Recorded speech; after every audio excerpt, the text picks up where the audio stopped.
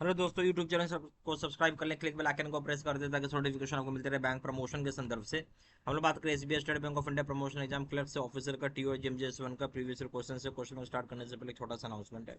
SBI promotion exam clerk से officer का TO जेएमजेएस 1 के लिए कोर्स कंटेंट होता है जो कि purely for SBI promotion exam के लिए बनाया जाता है, जहाँ पे वीडियो लेक्चर कोर्सेज हो जाएगा जो कवर करेगा एंटायर सिलेबस को। सर्कुलर्स के वीडियोज हो जाएंगे, लेटेस्ट अपडेट किया रहेगा।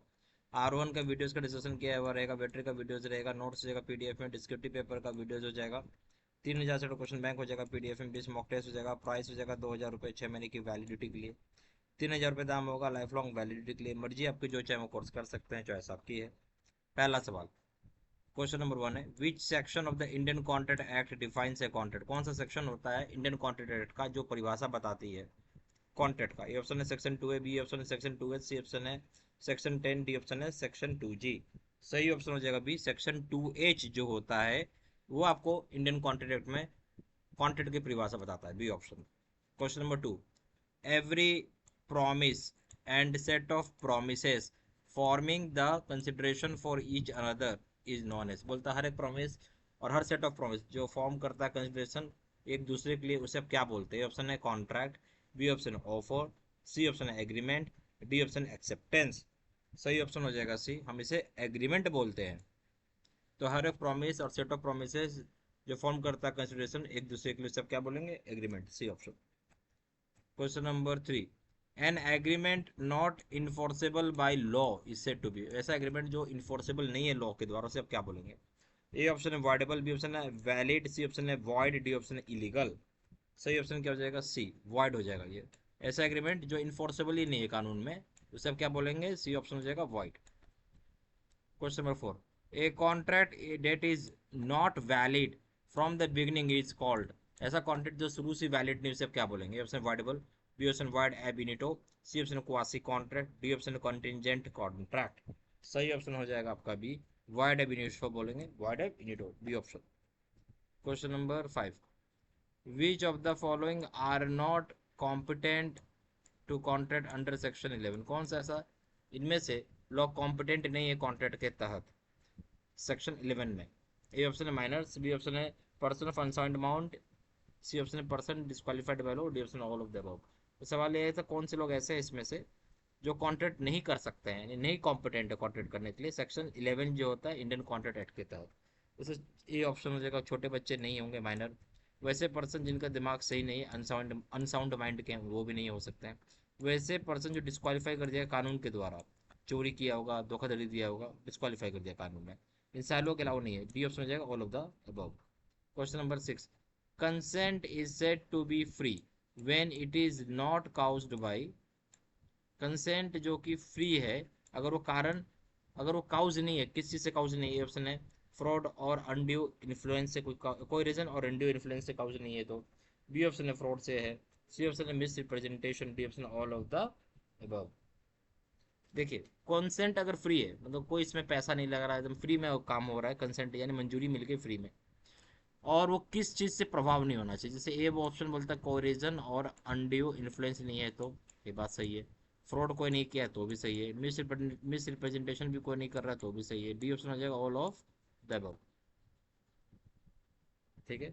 क्वेश्चन नंबर 7 में आइए, a contract which remains in effect until the dissatisfied party revokes it is. Contract जो कि इफेक्ट में रहता है जब तक कि पार्टी जो कि डिससेटिस्फाइड पार्टी रिवोक नहीं करे। ए ऑप्शन है void, B option voidable, C option illegal, D option unenforceable. ठीक है। तो वो कॉन्ट्रैक्ट इफेक्ट में रहेगा जब तक कि जो पार्टी ऐसी जो संतुष्ट नहीं है, डिससेटिस्फाइड है, और तब तक रिवोक नहीं होगा जब तक वो वॉइडेबल नहीं होता है, B option. Question number 8, in a joint promise who can promise he compel to perform the promise in the absence of an express agreement. बोलता है जो ज्वाइंट प्रॉमिस होता है जहाँ पे जो प्रॉमिस ही होता है, कंपल होता है कि परफॉर्म करेगा जो प्रॉमिस किया गया है एक्सप्रेस एग्रीमेंट में, अगर वो अब्सेंस है तो। ये ऑप्शन ओनली द फर्स्ट प्रोमिजर, केवल फर्स्ट प्रोमिजर के लिए लागू होगा। बी ऑप्शन एनी वन और मोर ऑफ द ज्वाइंट प्रोमिसर्स, केवल एक या एक से ज़्यादा ज्वाइंट प्रोमिसर्स को। सी ऑप्शन हो जाएगा ऑल प्रोमिजर्स साइमल्टेनियसली ओनली, सब प्रोमिजर्स को एक साथ। डी ऑप्शन है नन ऑफ द अबव, कोई बात से नहीं है।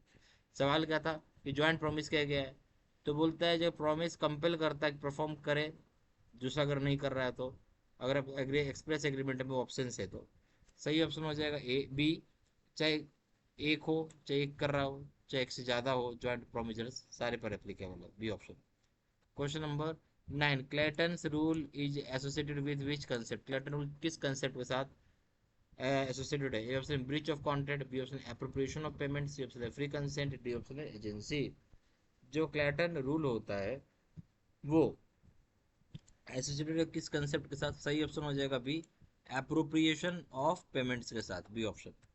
Question number 10, under Clayton's rule if no indication is made by the debtor और creditor payments will are applied to the debts in.